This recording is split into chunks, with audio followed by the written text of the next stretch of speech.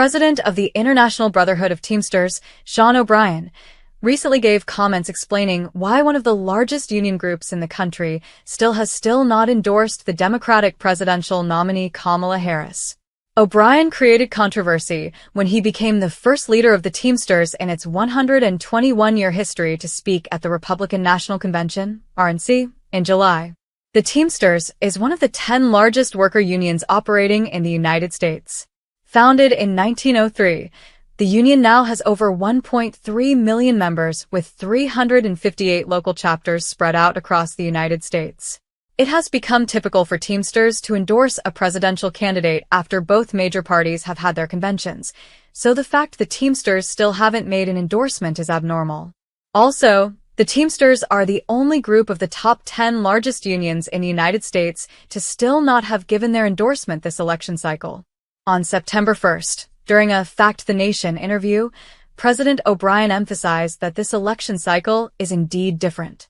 According to O'Brien, unlike most of the other major unions, the Teamsters have an ideological split in its membership, forcing the organization to more carefully consider each candidate before endorsing them. O'Brien, during his comments, made a demand of Harris before she could be put into consideration for the organization's endorsement. I think historically, the Teamsters have always endorsed after both respective conventions. This is a little different, said O'Brien.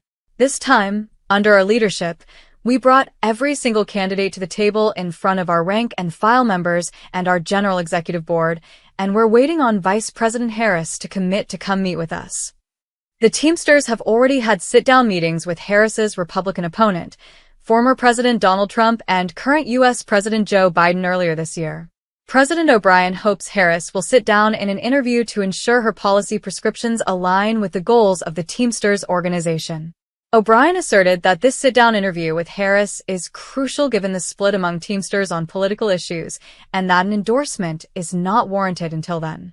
Half of our members are Republicans, half of our members are Democrats. So we have to serve all of our membership equally, O'Brien said.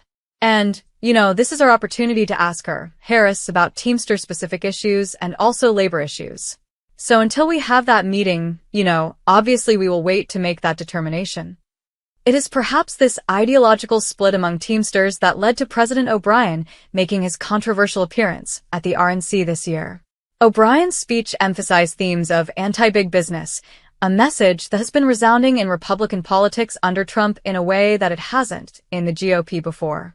During the RNC speech, O'Brien declared that the Teamsters do not serve the interests of any one political party exclusively and expressed a desire for bipartisan politics. Today, the Teamsters are here to say we are not beholden to anyone or any party, O'Brien said during the July speech.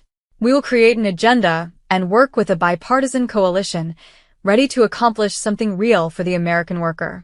And I don't care about getting criticized.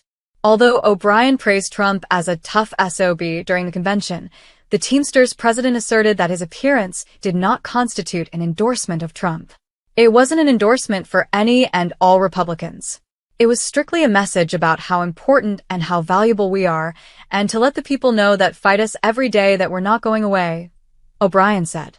Previously a spokesperson for the Harris campaign voiced agreement with the candidate sitting down with the Teamsters, but the discussion has still not taken place. VP has received and gladly accepted an invitation by IBT leadership to participate in a candidate roundtable to discuss her record of fighting for Teamsters and their families and to highlight her vision for the future. The campaign looks forward to scheduling the roundtable in the near future, a campaign spokesperson said. This public statement and pressure from the Teamsters for the VP to interview comes as Harris has been largely avoiding interviews and unscripted conversations. On Friday, Harris gave the first sit-down media interview of her campaign and has been very limited when answering reporter questions on the campaign trail thus far.